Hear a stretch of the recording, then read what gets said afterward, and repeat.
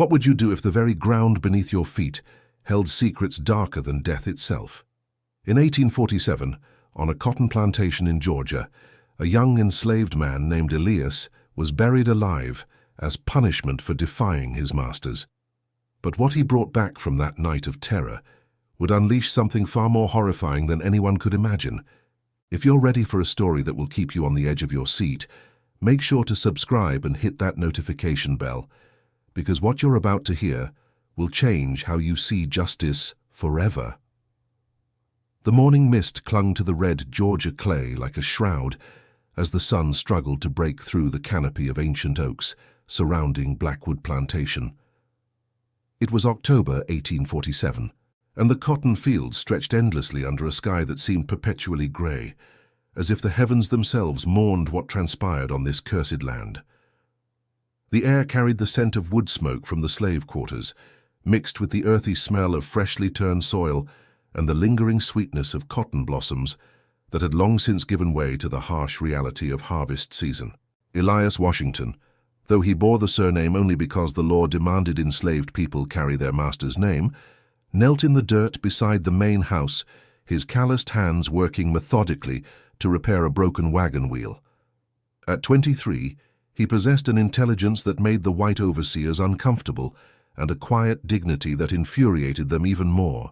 His mother had taught him to read in secret, using a worn Bible she'd hidden beneath the floorboards of their cabin, and his father had passed down stories of their homeland across the ocean, stories that kept alive the memory of freedom in a place where such memories were dangerous. The plantation bell had rung at dawn, as it did every morning, calling the enslaved community to another day of backbreaking labor. But this morning felt different. There was a tension in the air that even the animals seemed to sense. The horses were skittish in their stalls, the dogs whined and paced restlessly, and the crows that usually filled the oak trees with their raucous calls had fallen strangely silent. "Boy," the voice cracked like a whip across the morning air. Elias didn't flinch. He'd learned long ago that showing fear only fed their hunger for dominance. Slowly he raised his dark eyes to meet the pale, cruel gaze of Thomas Blackwood, Jr., the plantation owner's eldest son. Thomas was a man of 28 who had inherited his father's cruelty but lacked his cunning, making him unpredictable and dangerous in ways that even seasoned overseers found unsettling. "Yes, sir?" Elias's voice was steady, controlled, though his heart had begun to beat faster. Something in Thomas's expression, a mixture of satisfaction and barely contained rage, warned him that this was no ordinary summons. Thomas stepped closer, his polished boots clicking against the wooden porch. Behind him stood his father, Colonel Marcus Blackwood, a man whose reputation for cruelty had spread throughout 3 counties. The colonel's weathered face bore the permanent scowl of someone who viewed human beings as nothing more than livestock, and his pale blue eyes held the cold calculation of a man who had built his fortune on the suffering of others. Flanking them were the plantation's 2 head overseers, Jake Morrison and Pete Williams, men whose brutality was legendary, even in a region where violence against enslaved people was commonplace. "We had visitors last night," Thomas said, circling Elias like a predator sizing up its prey. "Men asking questions about our operations, specifically about the northern route through Miller's Creek." Elias continued working on the wheel, though his heart began to race. Miller's Creek was where he'd been meeting with conductors from the Underground Railroad, helping other enslaved people find their way to freedom. The meetings were always conducted in absolute secrecy, under cover of darkness, with elaborate precautions to avoid detection. But how could they know? Who could have betrayed them? The Underground Railroad had become increasingly active in the region, much to the fury of plantation owners who saw their human property disappearing into the night.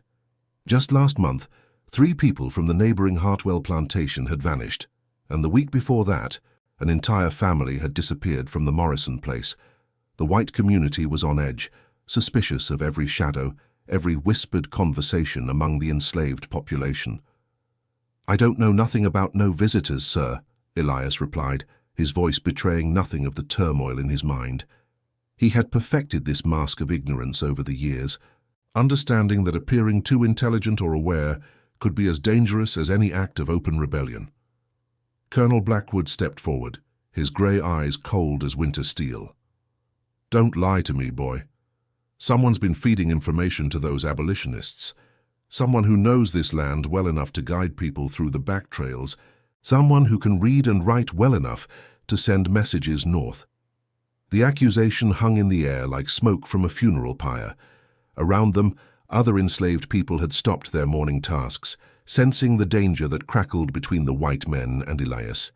Sarah, an older woman who worked in the main house and had raised Elias after his mother's death, caught his eye and gave an almost imperceptible shake of her head, a warning that came too late. The colonel had been investigating the Underground Railroad activities for months, growing increasingly frustrated as more of his human property vanished into the night. He had questioned overseers, searched cabins, and even hired slave catchers to patrol the borders of his land. But the escapes continued, and his rage had been building like pressure in a steam engine, ready to explode at the first sign of a target.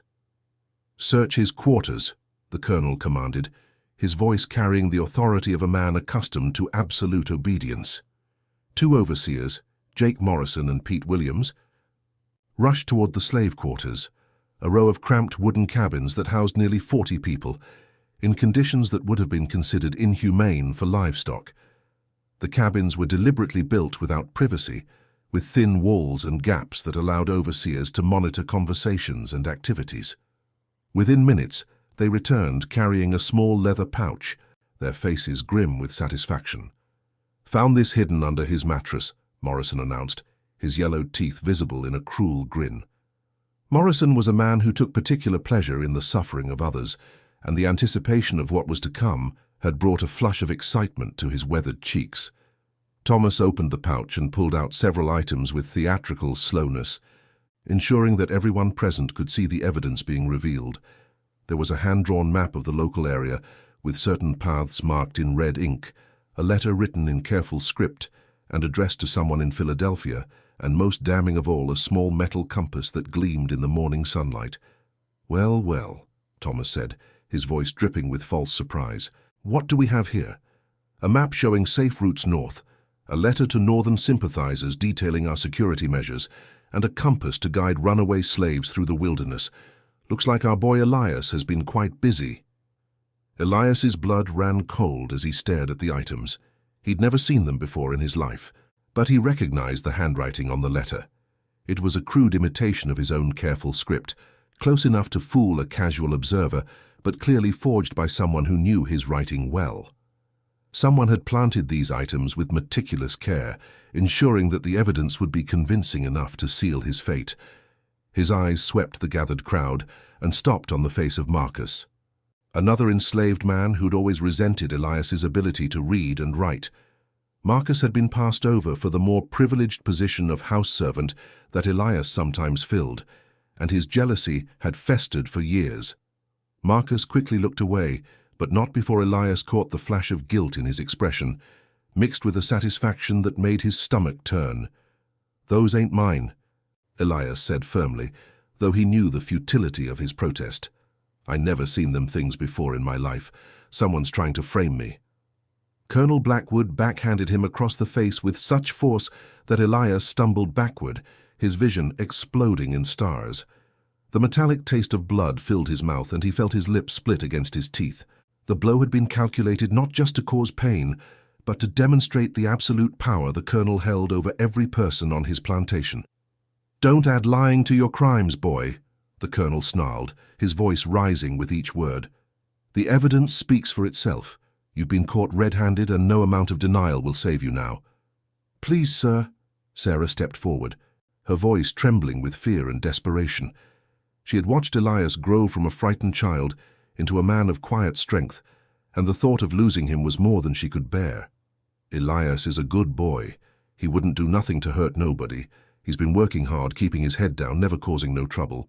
"Silence!" Thomas roared, his face flushing red with anger. "Anyone who speaks for this traitor will join him in punishment. Is that what you want, old woman? To share his fate?" The threat was clear and immediate. Sarah stepped back, tears streaming down her weathered cheeks, her hands trembling as she pressed them to her mouth to stifle her sobs. She'd raised Elias after his mother died of fever when he was 12, and watching him face this false accusation was tearing her apart. But she also knew that speaking further would only make things worse for both of them. Around them, the other enslaved people watched in horrified silence, understanding that they were witnessing something that would change all their lives. The children clung to their mother's skirts, sensing the danger even if they didn't understand its source. The men stood with clenched fists and downcast eyes, knowing that any show of support for Elias would be seen as evidence of their own guilt. "You've betrayed not just this plantation, but every white family in this county," Colonel Blackwood continued, his voice rising with righteous indignation. "You've put our women and children at risk by helping murderers and thieves escape justice. You've violated the sacred trust between master and slave, and for that, there can be no forgiveness." Elias wanted to laugh at the bitter irony. These men spoke of murderers and thieves while standing on land built with stolen labor and watered with the blood of countless innocent people. They talked of sacred trust while holding human beings in bondage, separating families, and treating people like property to be bought and sold.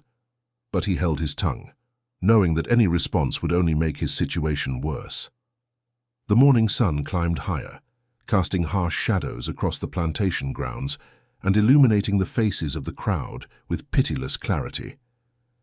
In the distance, the cotton fields stretched toward the horizon, their white bowls ready for harvest, a harvest that would be gathered by hands that would never see a penny of profit from their labor.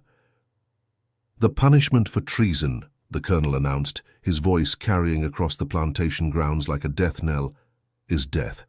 But death would be too merciful for what you've done. Death would make you a martyr to your cause, and we cannot allow that." A murmur of fear rippled through the crowd of enslaved people. Even the white overseers shifted uncomfortably, sensing that their employer was about to cross a line that even they found disturbing. Colonel Blackwood was known for his creative cruelties, but something in his tone suggested he was about to surpass even his own reputation for brutality. "You will be buried alive," the colonel declared, savoring each word like a fine wine. "Up to your neck, so you can contemplate your sins while the earth claims you slowly. If God sees fit to spare your miserable life through the night, perhaps he has use for you yet. If not," he shrugged with casual indifference as if discussing the weather. The pronouncement hit the gathered crowd like a physical blow. Several women gasped, and one of the younger men stepped forward as if to protest before being quickly pulled back by his companions. The punishment was so cruel, so inhumane, that even hardened overseers looked away in discomfort. "No," Sarah whispered, the word barely audible above the sound of wind through the oak trees. "Please, God, no." But the colonel had already turned away, dismissing Elias's fate as easily as he might order the slaughter of a pig for dinner. The decision had been made, and nothing in heaven or earth would change it now. As the sun climbed higher in the October sky, casting long shadows across the plantation grounds, Elias was dragged toward the old cemetery at the edge of the property. It was a place where enslaved people had been buried for generations, their graves marked only by simple wooden crosses that had long since rotted away, leaving no trace of the lives that had ended there. The irony wasn't lost on him. He would be buried among his ancestors. But unlike them, he might live to see another dawn. The question was, would he want to? The old cemetery lay at the furthest edge of Blackwood Plantation, where the cultivated fields gave way to wild forest that seemed to stretch endlessly into the Georgia wilderness. Ancient live oaks draped in Spanish moss created a natural cathedral, their gnarled branches reaching toward heaven like the arms of the long-dead souls buried beneath their shade. The air here was different, thicker, heavier, charged with an energy that made the hair on the back of one's neck stand on end. It was here, among the unmarked graves of generations of enslaved people, that Colonel Blackwood had chosen to carry out his twisted punishment. The cemetery itself told the story of the plantation's dark history. Scattered throughout the area were small depressions in the earth, where graves had settled over time, and occasionally a piece of rotted wood would surface after heavy rains, the remains of crude coffins that had long since surrendered to the elements. No headstones marked these resting places, no flowers adorned the graves. The dead here had been forgotten by the world above, their names lost to history, their stories untold. By mid-afternoon, word of Elias's fate had spread throughout the plantation and beyond. White families from neighboring properties had arrived to witness what they called justice being served, their carriages forming a semicircle around the burial site, like spectators at some macabre theatre. The women sat in their finest dresses, fanning themselves against the October heat, while their husbands stood in small groups, discussing the event with the casual air of men attending a horse race. Among the white spectators was Judge Cornelius Hampton, a man whose courtroom had seen countless enslaved people sentenced to death or brutal punishment. He nodded approvingly at Colonel Blackwood's choice of punishment, seeing it as a creative solution to the growing problem of slave rebellions. Beside him stood Reverend Josiah Mills, whose Sunday sermons regularly included biblical justifications for slavery, and who now murmured prayers for the salvation of the savage soul about to be buried. The enslaved community watched in horrified silence, knowing that any protest would result in their own punishment. They had been forced to witness this spectacle as a warning, a reminder of what happened to those who dared to dream of freedom. Children clung to their mothers' skirts, their young minds struggling to comprehend the cruelty they were witnessing. The adults stood with downcast eyes, their faces masks of enforced submission that hid the rage and sorrow burning in their hearts. Elias stood at the edge of a freshly dug hole, his hands bound behind his back with rough hemp rope that had already begun to chafe his wrists raw. The pit had been precisely measured, 6 feet deep, and just wide enough to accommodate his body, with the depth calculated to bury him up to his neck, while still allowing him to breathe. The soil that had been excavated lay in neat piles around the hole, dark and rich with the decomposed remains of those who had been buried here before. The digging had been done by other enslaved men, forced to prepare the grave of their friend and fellow sufferer. Each shovelful of earth had been a betrayal they were powerless to refuse, and the weight of their complicity hung heavy on their shoulders. They had worked in silence, their faces streaked with tears they dared not shed openly, knowing that their own families would suffer if they showed any sign of resistance. "Any last words, boy?"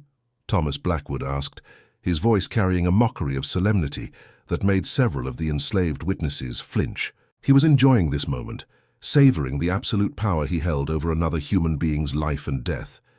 Elias looked out at the faces surrounding him, taking in the scene with a clarity that surprised him. He saw fear in the eyes of his fellow enslaved people, cruel satisfaction in the faces of the white spectators, and something else, something that made his blood run cold. In the shadows at the edge of the cemetery, partially obscured by the hanging moss and twisted branches, he glimpsed figures that seemed to shimmer and fade when he tried to focus on them. They were people, old people, young people, children, all watching with eyes that held depths of sorrow he couldn't fathom. Their clothing was from different eras, some wearing the rough homespun of field hands, others dressed in the faded finery of house servants. Some bore the marks of violence, rope burns around their necks, scars from whips, wounds that had never healed. They stood in silent witness, these spirits of the dead, waiting for something that Elias couldn't yet understand. "I forgive you," Elias said quietly, his words carrying clearly in the still air. "All of you, because you don't know what you're doing. You think you're punishing me, but you're only damning yourselves." The simple statement sent a ripple of unease through the crowd. Several of the white women shifted uncomfortably in their seats, and even some of the overseers looked away. There was something in Elias's tone, not defiance, not fear, but a strange kind of peace that made everyone present feel suddenly small and ashamed. It was as if he could see something they couldn't, as if he possessed knowledge that elevated him above his circumstances. Judge Hampton frowned, disturbed by the dignity with which Elias faced his punishment. This was not how condemned slaves were supposed to behave. They were supposed to beg, to grovel, to provide a satisfying display of submission that would reinforce the natural order of things. Instead, Elias stood like a man preparing for a sacred ritual, his calm acceptance more unsettling than any amount of screaming or pleading would have been.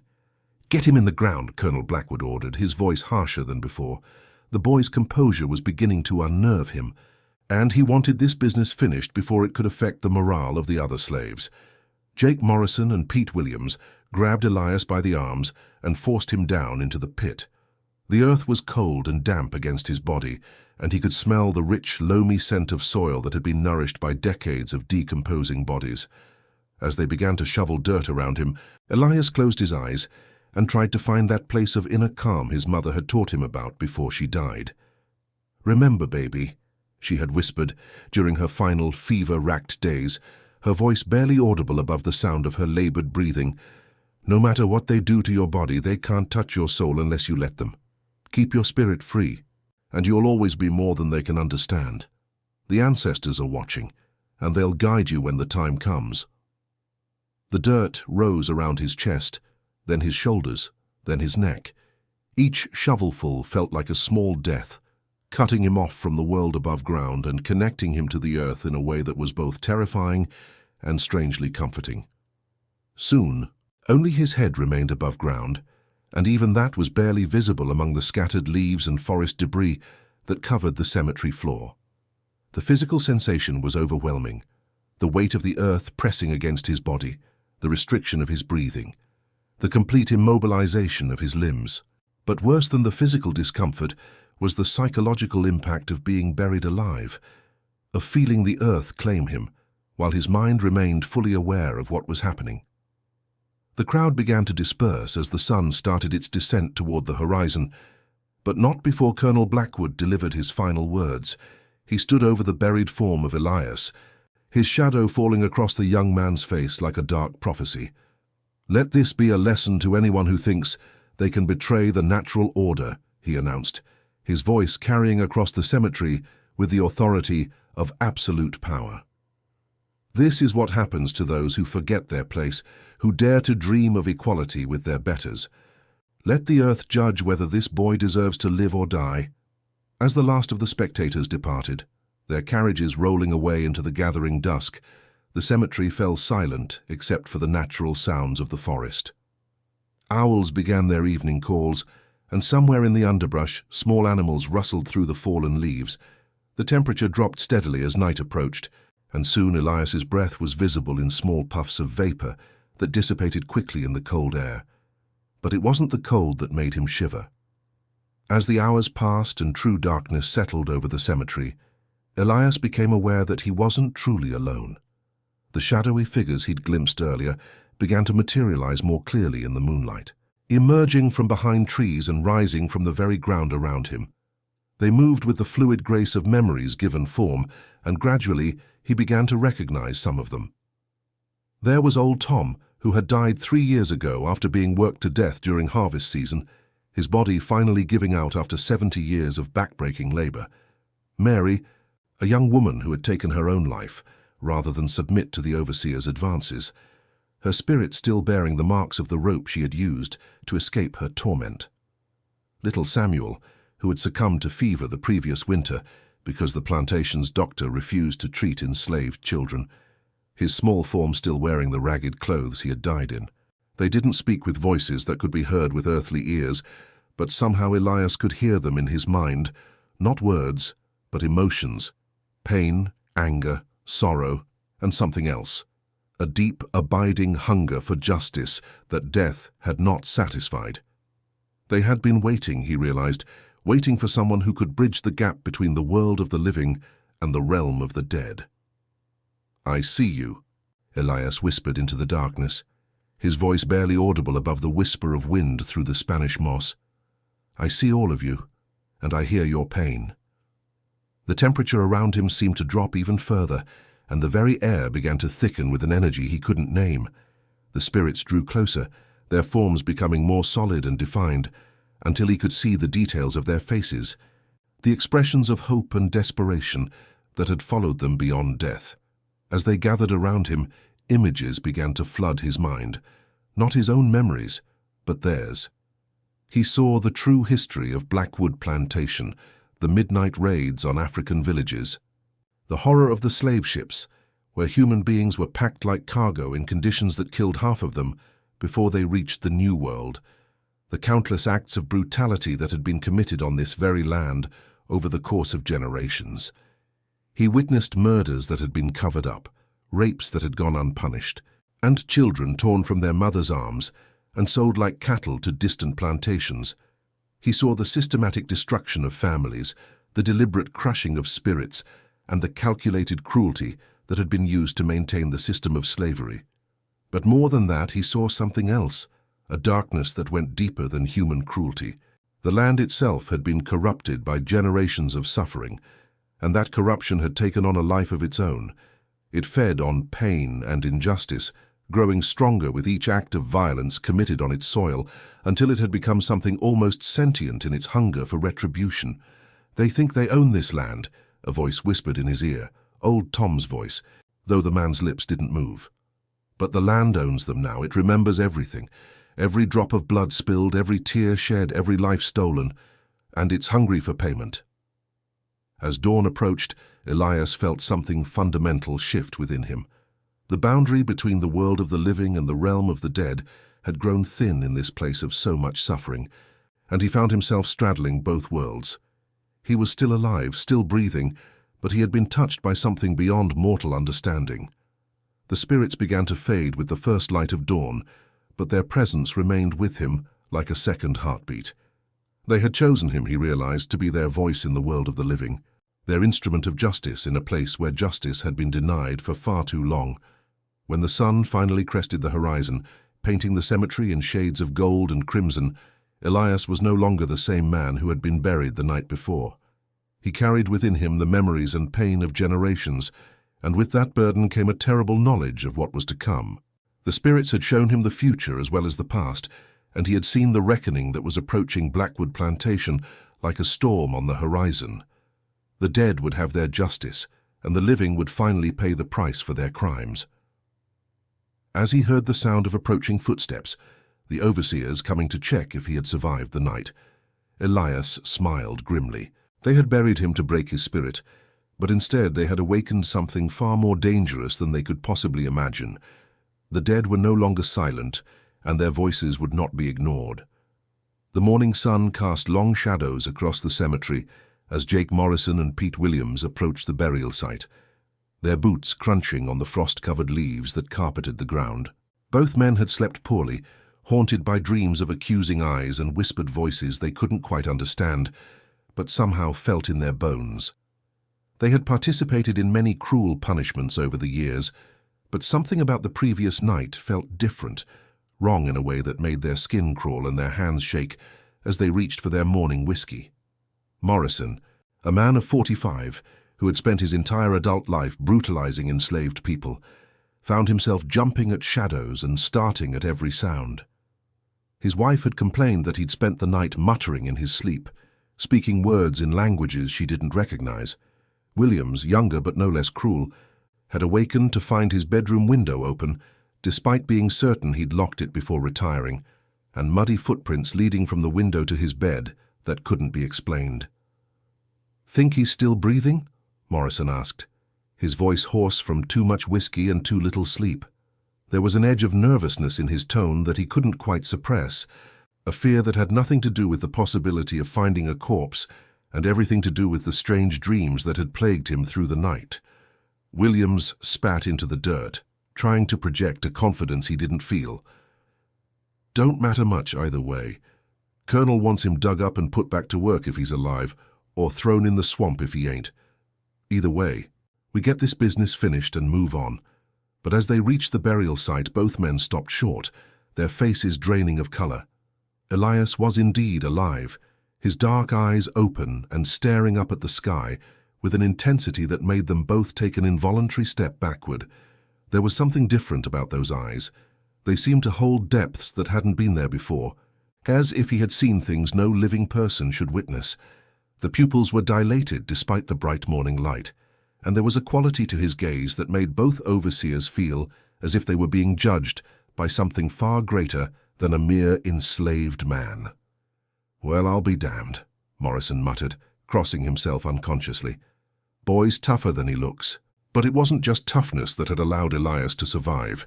There was something else, something that radiated from him like heat from a forge. The very air around the burial site seemed charged with electricity, and both men could feel the hair on their arms standing on end. The morning birds, which had been singing moments before, had fallen silent, and even the insects seemed to have ceased their buzzing. They began the process of digging Elias out, working in uncomfortable silence. As the dirt fell away from his body, they could see that the night had taken its toll. His lips were blue with cold, his skin was pale and waxy, and his breathing was shallow and labored. But he was undeniably alive, and more than that. He seemed somehow transformed by his ordeal. "Can you stand?" Williams asked gruffly as they pulled Elias from the pit, trying to mask his unease with brusque efficiency. Elias nodded slowly, though his legs shook as he struggled to his feet. The circulation was gradually returning to his limbs, bringing with it waves of painful tingling that made him gasp. But the physical discomfort was nothing compared to the weight of what he now carried in his mind. The memories and emotions of the dead, pressing against his consciousness like a dam about to burst. As he stood there, swaying slightly, Elias could see things that the overseers couldn't. The cemetery was alive with spirits, dozens of them, all watching the proceedings with expressions of grim satisfaction. They had accepted him as their champion, their voice in the world of the living, and he could feel their power flowing through him like electricity through copper wire. "Colonel wants to see you," Morrison said, cutting the ropes that bound Elias's hands with more force than necessary.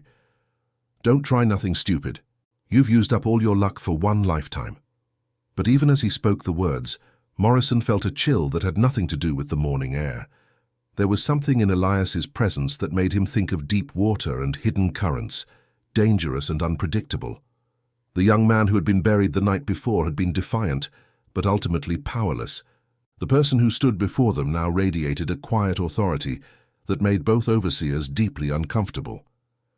As they walked back toward the main house, Elias became aware of changes in his perception that went far beyond the lingering effects of his ordeal. He could see things that others couldn't, shadows that moved independently of their sources, faces in the windows of empty buildings, and, most disturbing of all, dark stains on the ground where acts of violence had been committed. The plantation looked different to his transformed vision. What had once appeared to be a prosperous agricultural enterprise now revealed itself as a place of accumulated horror. The very foundations of the buildings seemed to pulse with malevolent energy, and the air itself felt thick with the weight of unresolved suffering. He could see the psychic residue of every act of cruelty that had been committed on this land, layer upon layer of pain and injustice that had soaked into the very soil. The main house, with its white columns and elegant facade, appeared to him now as a monument to hypocrisy. Behind its beautiful exterior, he could see the darkness that lurked within, the screams that had echoed through its halls, the tears that had been shed in its rooms, the lives that had been destroyed by the decisions made within its walls. Colonel Blackwood was waiting on the front porch of the main house, his face a mask of cold calculation. He had expected Elias to emerge from his punishment broken and compliant, ready to serve as an example to others who might consider defying the established order. Instead, he found himself facing a young man whose presence seemed to fill the space around him with an almost palpable tension. The colonel had built his fortune on his ability to read people, to understand their weaknesses and exploit them for his own benefit. But as he looked at Elias now, he found himself unable to penetrate the young man's composure. There was something in those dark eyes that made him think of still water hiding dangerous depths, and for the first time in many years, Marcus Blackwood felt a flutter of uncertainty. "So," the colonel said, his voice carefully controlled, "you survived your night with the dead. Perhaps God has decided you have some use after all." Elias met his gaze steadily, and for a moment the colonel felt a chill that had nothing to do with the morning air. There was something in those dark eyes that made him think of Judgment Day, of accounts being settled and debts being paid. It was a look that spoke of knowledge beyond mortal understanding, of secrets that could destroy everything he had built. "Yes, sir," Elias replied, his voice quiet but carrying an undertone that made everyone present shift uncomfortably. "I learned a great deal during my time in the ground." The words seemed to hang in the air like a threat, though Elias had spoken them with perfect respect. There was something in his tone that suggested hidden meanings, dangerous knowledge that could upset the carefully maintained balance of power on the plantation. "Did you now?" The colonel's tone was mocking, but there was an edge of uncertainty beneath it. "And what exactly did you learn during your educational experience?" Elias was quiet for a long moment, as if listening to voices only he could hear. Around them, the other enslaved people who had gathered to witness his return watched with a mixture of awe and fear. They could sense that something fundamental had changed in their friend, that he had been touched by forces beyond their understanding. When he finally spoke, his words sent a chill through everyone present, white and black alike. "I learned that this land remembers everything," he said softly, his voice carrying with perfect clarity despite its low volume. "Every drop of blood spilled, every tear shed, every life taken before its time. And I learned that the dead don't rest easy when justice has been denied." The colonel's face flushed red with anger, but beneath the rage there was something else, a flicker of fear that he couldn't quite suppress. "Enough of your superstitious nonsense. You'll return to your duties and speak no more of this foolishness, or you'll find yourself back in that hole, permanently this time." But even as he issued the threat, Colonel Blackwood felt a nagging unease. There was something different about the plantation that morning, a quality to the light, a stillness in the air that felt pregnant with possibility. And the way the other enslaved people looked at Elias, with a mixture of awe and fear, suggested that word of his survival had already spread and taken on a significance beyond the mere physical fact of his endurance. The house slaves who had gathered on the porch whispered among themselves in languages their masters didn't understand, speaking of signs and portents, of ancestors walking among the living, of justice delayed but not denied. The field hands who had witnessed the burial and now saw the return spoke in hushed tones of miracles and divine intervention, of a chosen one who would lead them to freedom. As Elias was led away to resume his work, he passed Sarah, who had been waiting anxiously near the kitchen. She reached out to touch his arm, and the moment her fingers made contact with his skin, she gasped and pulled back as if burned. The contact had lasted only a second, but in that brief moment, she had felt the presence of something vast and terrible, something that spoke of justice and retribution. "Child," she whispered, her eyes wide with shock and recognition, "what happened to you out there?" Elias looked at her with infinite sadness, his eyes holding depths of sorrow that seemed to encompass the suffering of generations. "I saw them, Sarah. All of them. They're not gone. They're waiting." "Waiting for what?" she asked, though part of her already knew the answer. For the reckoning. Throughout that first day after his return, strange things began to happen around the plantation. Tools went missing and reappeared in impossible places. Hammers found hanging from tree branches 20 feet off the ground. Shovels discovered buried blade first in the middle of well-traveled paths. Animals became skittish and refused to enter certain areas, particularly the old cemetery and the area around the main house. The temperature seemed to drop without warning in specific locations, creating pockets of cold air that made people shiver, even in the warm October sun. Several people reported hearing voices calling their names when no one was around, and more than one person claimed to have seen figures moving in their peripheral vision that vanished when they turned to look directly. The house slaves reported that doors opened and closed by themselves, that candles extinguished without cause, and that shadows moved independently of the objects that cast them. The kitchen staff found their carefully prepared meals spoiled overnight, despite being stored in cool, dry places. The laundry women discovered that clothes they had washed and hung to dry were found the next morning stained with what appeared to be blood, though no source for the stains could be identified. But it was that evening, as the sun set over the cotton fields, that the first truly inexplicable event occurred. Thomas Blackwood was walking alone near the slave quarters, making his evening rounds to ensure that all was quiet and orderly, when he heard the sound of singing, a low, mournful spiritual that seemed to come from everywhere and nowhere at once. The song was one he recognized, a funeral hymn that the enslaved people sang when one of their number died. But the voices singing it were not the voices of the living. They had a quality that made his blood run cold, a resonance that seemed to come from the earth itself. He followed the sound to its apparent source, and found himself standing at the edge of the old cemetery. But the cemetery was empty, and as he watched in growing horror, the singing gradually faded away, leaving only the whisper of wind through the Spanish moss and the distant sound of his own labored breathing. Thomas stood frozen at the edge of the burial ground, his heart pounding so hard he could hear it in his ears. The silence that followed the ghostly singing was somehow worse than the supernatural voices had been. It was the silence of something waiting, watching, preparing to strike. He could feel eyes upon him, though he saw no one, and the sensation made his skin crawl with a terror he had never experienced before. As he turned to flee back to the safety of the main house, Thomas caught a glimpse of movement in his peripheral vision.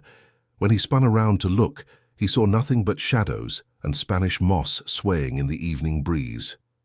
But for just a moment, he could have sworn he saw figures standing among the graves, dozens of them all staring at him with expressions of cold judgment. That night, Thomas Blackwood did not sleep well, and he was not alone in his restlessness. The return of Elias had awakened something that had been slumbering beneath the surface of Blackwood Plantation for generations.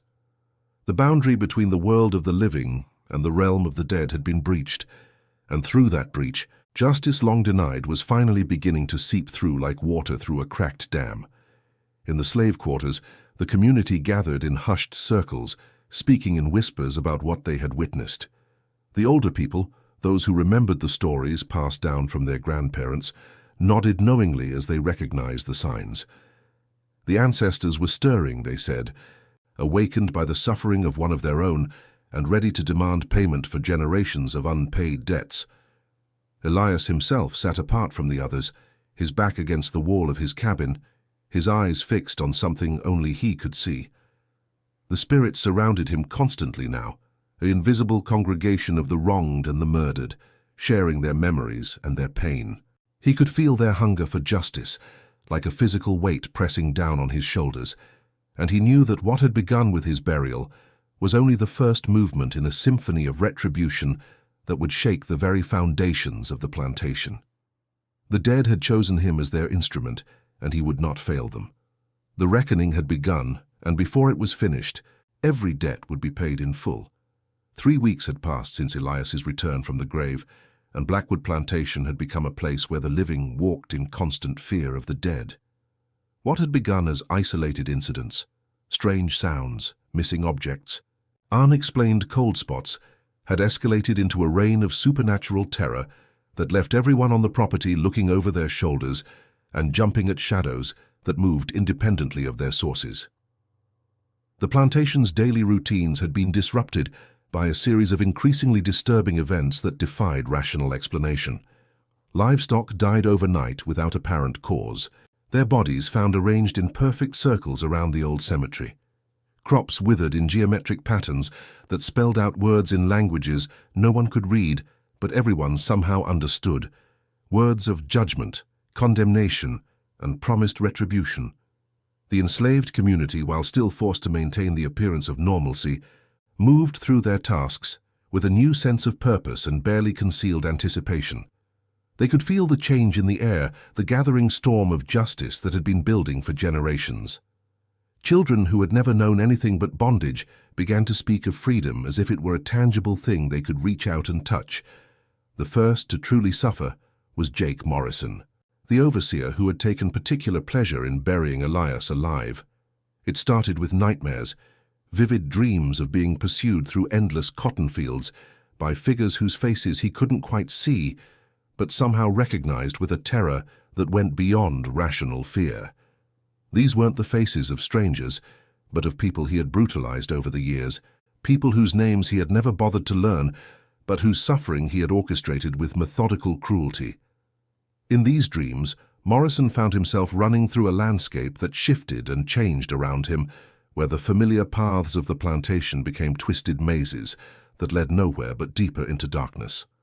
The pursuing figures never spoke, but their presence filled him with a dread so profound that he would wake screaming, his sheets soaked with sweat that smelled of grave dirt and decay. But the nightmares were only the beginning. Morrison began to experience waking visions that were far worse than any dream. He would be walking through the plantation, conducting his normal duties, when suddenly the world around him would shift. The living enslaved people would be replaced by the spirits of those who had died under his watch, their bodies bearing the marks of the violence he had inflicted upon them. They didn't threaten him, or even acknowledge his presence directly. Instead, they simply went about their ghostly business, working in the fields with wounds that never healed, carrying burdens that had killed them in life, tending to children who had died of neglect and starvation. The sight of their continued suffering, even in death, filled Morrison with a guilt so overwhelming that he began to drink heavily, trying to drown out the visions that haunted his every waking moment. Then came the voices. At first, Morrison dismissed them as the product of too much whiskey and too little sleep. But as the days passed, the whispers became impossible to ignore. They followed him everywhere, accusations spoken in languages he didn't understand but somehow comprehended perfectly. The voices of the dead, calling him to account for his crimes, demanding justice for the lives he had destroyed. The whispers came from everywhere and nowhere, from the wind in the trees, from the creaking of floorboards, from the very walls of his house. They spoke of specific incidents, naming victims he had forgotten, describing acts of cruelty he had committed without a second thought. They knew everything, remembered everything, and they would not let him forget. Pete Williams fared no better. He began to see faces in every reflective surface, not his own face, but the faces of people he had brutalized over the years. They stared at him with eyes full of pain and accusation, their mouths moving in silent words that he could read all too clearly. Why? Why did you hurt us? Why did you take our children? Why did you break our bodies and our spirits for the crime of being born with dark skin? The faces appeared in mirrors, in windows, in the surface of water, even in the polished metal of his belt buckle. Williams stopped shaving because he couldn't bear to look in mirrors, stopped eating because every piece of food tasted like grave dirt, and stopped sleeping because the dreams that came were worse than any waking nightmare. He began to see the plantation as it truly was, not a prosperous agricultural enterprise, but a factory of human misery built on stolen lives and watered with tears. Every building seemed to pulse with malevolent energy. Every field seemed to whisper with the voices of those who had died working its soil. The very air felt thick with the accumulated suffering of generations, and Williams found himself struggling to breathe, as if the weight of his crimes was literally crushing the life out of him. But it was Colonel Marcus Blackwood who bore the brunt of the supernatural assault.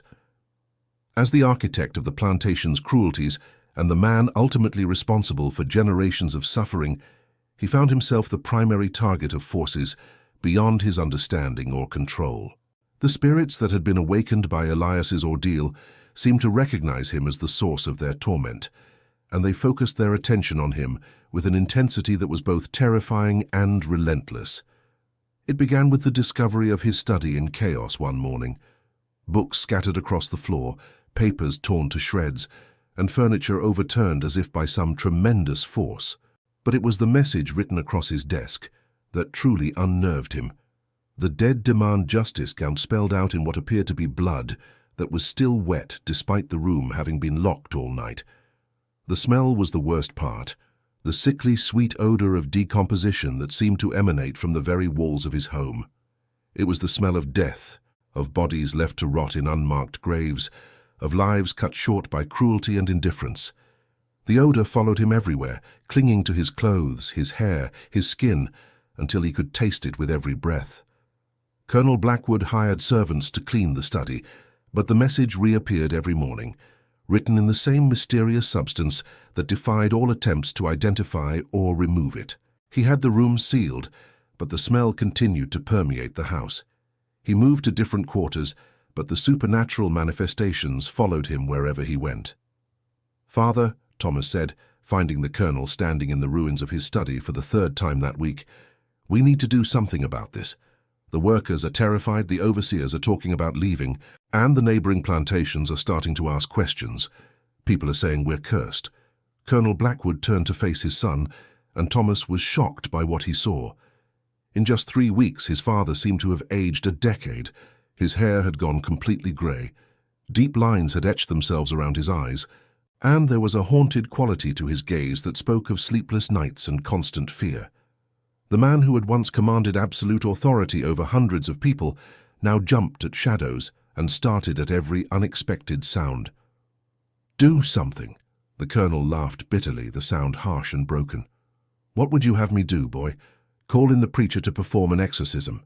Hire a witch doctor to cast out demons? This is the 19th century, not the Dark Ages." But even as he spoke the words, Colonel Blackwood knew that conventional solutions would not address their current crisis. Whatever was happening at Blackwood Plantation existed outside the realm of rational explanation, and it was growing stronger with each passing day. The very foundations of his world were crumbling, and he was powerless to stop it. The neighboring plantations had indeed begun to take notice. Strange lights were seen dancing over Blackwood's fields at night, and the sound of singing, mournful spirituals sung by voices that seemed to come from the earth itself, could be heard for miles around. Travelers reported that their horses refused to pass by the plantation gates, and even the most hardened slave catchers spoke in whispers about the haunted place where the dead walked among the living. The enslaved community, meanwhile, watched these developments with a mixture of fear and grim satisfaction. They had lived with the reality of supernatural beliefs their entire lives, understanding that the world contained forces beyond the physical realm. Unlike their white oppressors, they were not surprised by the manifestation of otherworldly justice. They had been expecting it for generations. Their African ancestors had brought with them knowledge of the spirit world, understanding that the dead did not simply disappear, but continued to exist in a realm that intersected with the world of the living. They knew that great injustices created disturbances in the spiritual realm, and that eventually the balance would be restored through divine intervention. Elias had become a figure of almost mythical significance among them. He moved through his daily tasks with an otherworldly calm, seemingly unaffected by the chaos swirling around him. But those who looked closely could see the toll his transformation had taken. He rarely spoke, ate little, and his eyes held a depth of sorrow that seemed to encompass the suffering of ages. "He's carrying them all," Sarah whispered to her friend Martha as they watched Elias working in the fields. "All the souls who died on this land. He's become their voice, their instrument of justice. But look at him. He's fading away, becoming more spirit than man." "But at what cost?" Martha replied, noting the way Elias's hands trembled slightly as he worked, the way his clothes hung loose on his increasingly gaunt frame. "A man wasn't meant to bear such a burden. The ancestors are using him up, burning through his life force to fuel their vengeance." The answer to her question came sooner than anyone expected. On a cold November night, exactly 1 month after Elias's burial, the supernatural forces that had been building reached their crescendo. The temperature dropped so suddenly that frost formed on the windows, despite the relatively mild weather, and an unnatural silence fell over the plantation. No insects chirping, no animals stirring. Even the wind seemed to hold its breath in anticipation of what was to come. Colonel Blackwood was in his study, trying unsuccessfully to focus on his account books, when every candle in the room suddenly extinguished simultaneously. In the darkness that followed, he heard the sound of footsteps, not one set, but dozens, moving through his house with purposeful intent. The footsteps had a quality that made his blood run cold. They were the measured tread of people walking to their own execution, the slow, deliberate pace of those who had all eternity to reach their destination.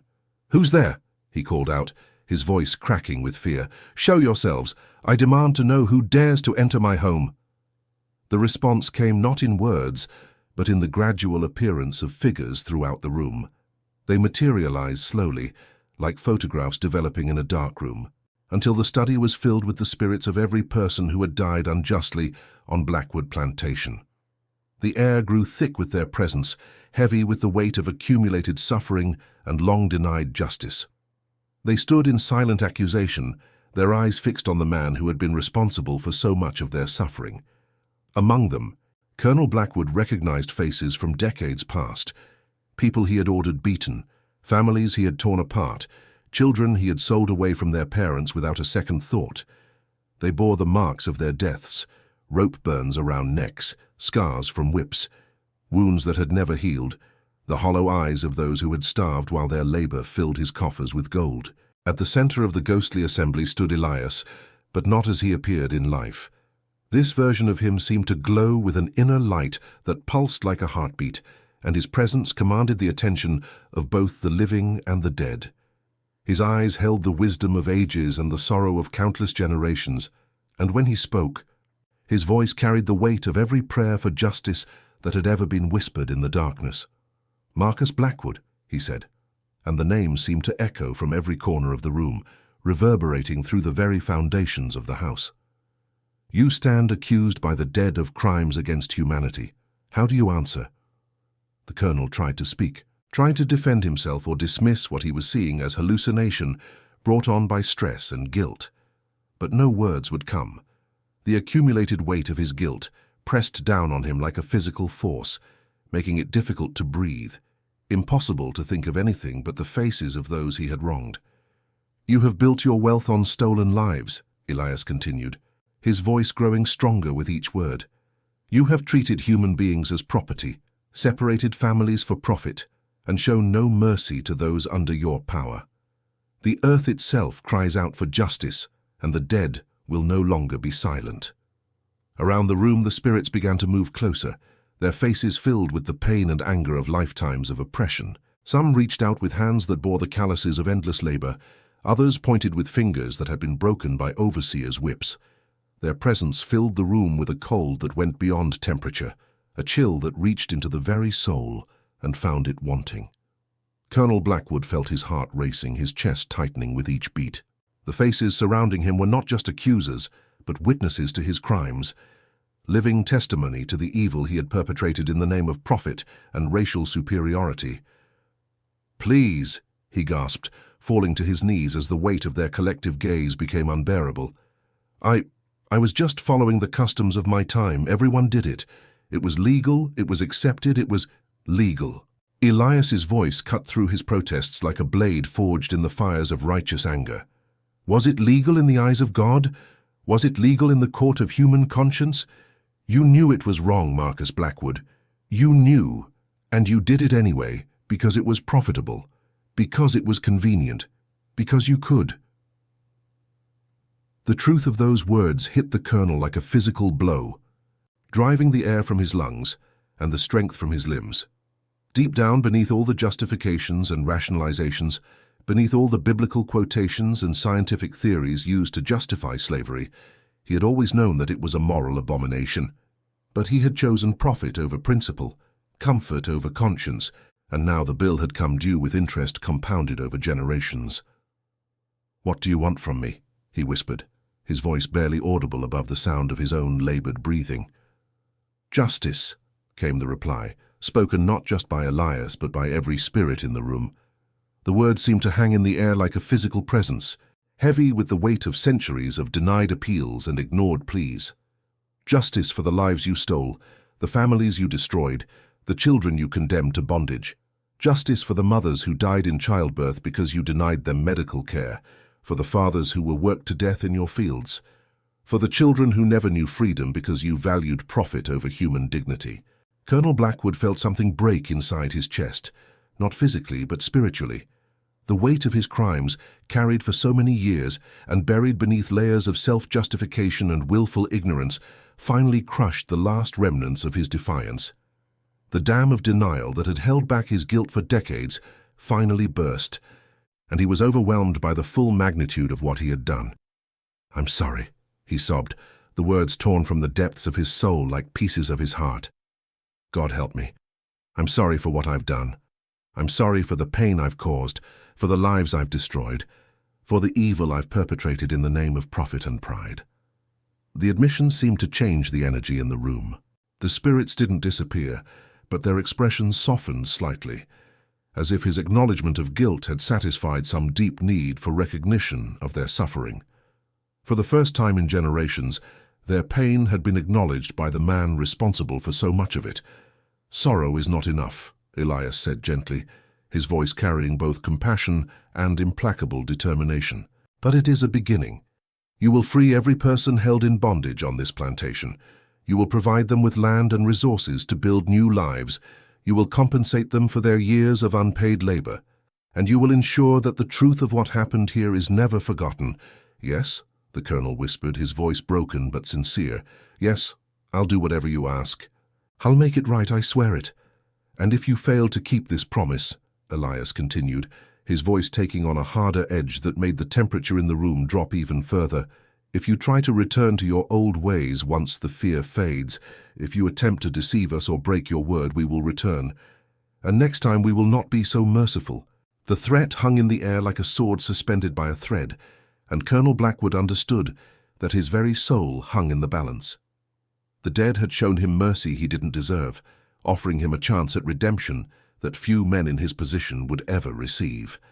As dawn broke over Blackwood Plantation, the spirits faded away like mist before the sun, leaving Colonel Blackwood alone in his study, with the weight of his promise and the knowledge that his life, and the lives of everyone on the plantation, had been forever changed.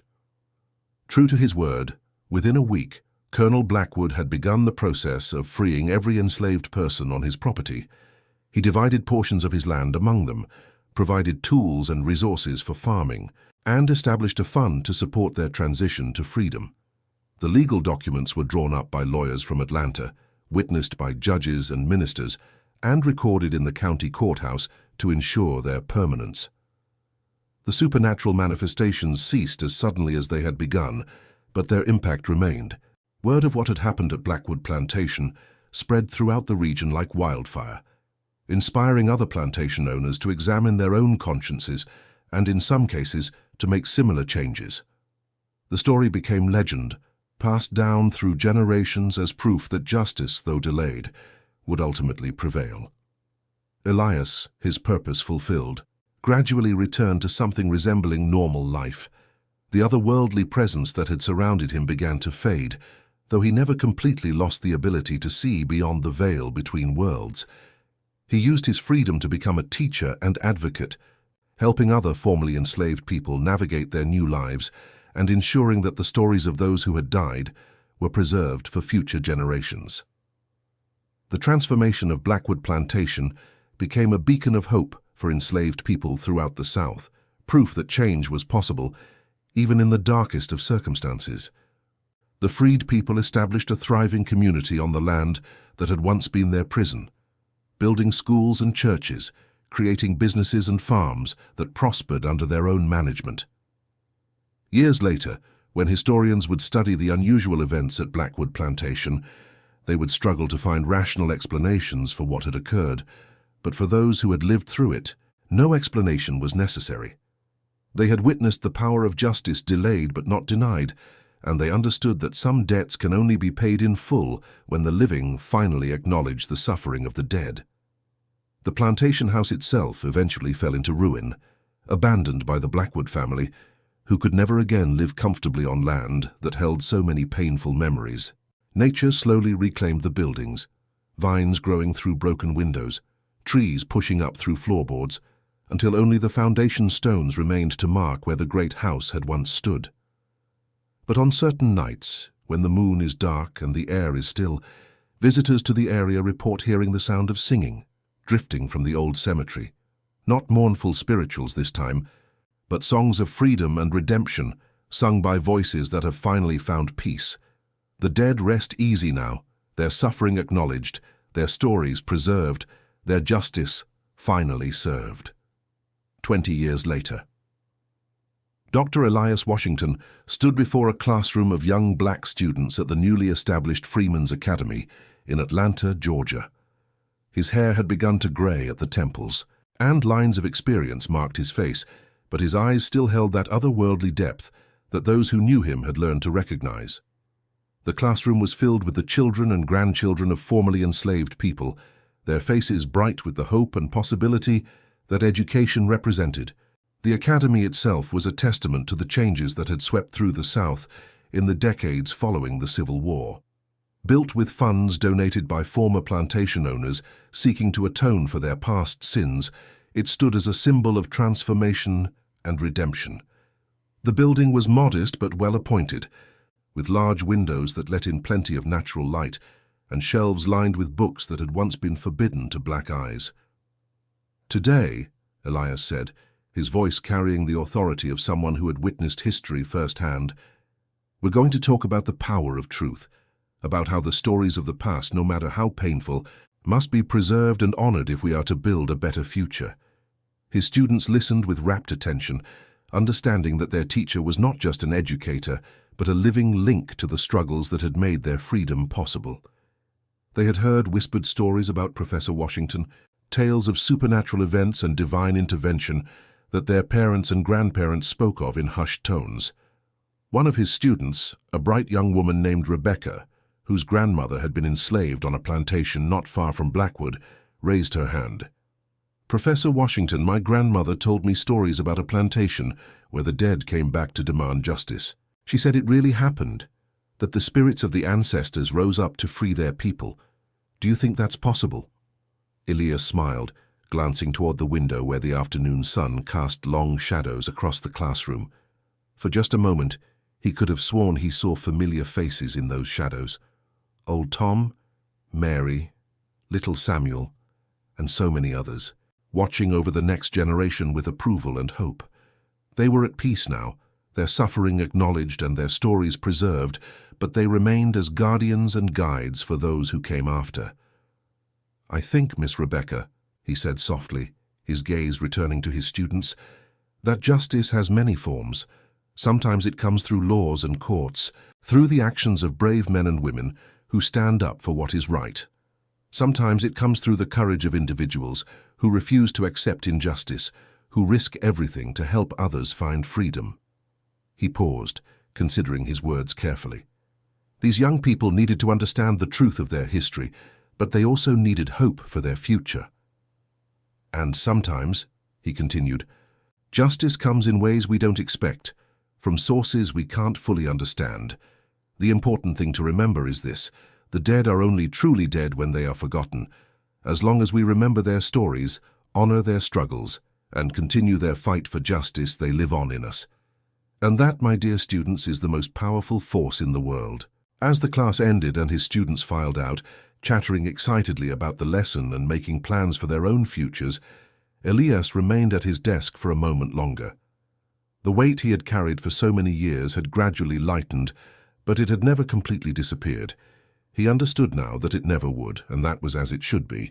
The responsibility of bearing witness to history, of carrying the voices of the silenced, was not a burden to be shed, but a sacred trust to be honored.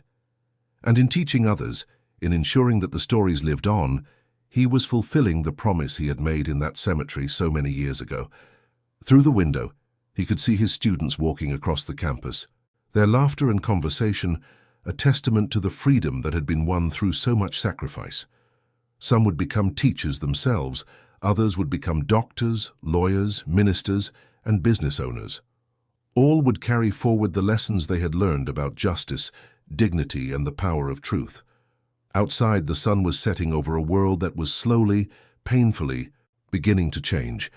There was still injustice, still suffering, still work to be done. The end of slavery had not ended racism, and the struggle for true equality would continue for generations to come. But there was also hope. Hope carried forward by those who remembered the past and refused to let it be forgotten. In the distance, barely audible above the sounds of the bustling city, Elias could hear the faint echo of singing. It was a spiritual, he recognized, one that had been sung in the slave quarters of Blackwood Plantation and countless other places of suffering. But now it was sung not in sorrow, but in celebration, not in bondage, but in freedom, not by the living alone, but by the eternal chorus of those who had gone before. And in that hope, in that continuity of struggle and triumph, the spirits of Blackwood Plantation had finally found their rest. Their stories lived on, their sacrifice was remembered, and their dream of justice had taken root in the hearts of a new generation. The dead were no longer silent, and they never would be again. If this story moved you, subscribe to our channel for more incredible tales of justice, redemption, and the power of truth. Share this video with someone who needs to hear this message, and let us know in the comments, what stories from history do you think need to be remembered and honored? Remember, the dead are only truly dead when they are forgotten. Keep their stories alive, and their struggle for justice continues through us all. Hit that notification bell so you never miss our powerful stories of human resilience and the triumph of justice over oppression.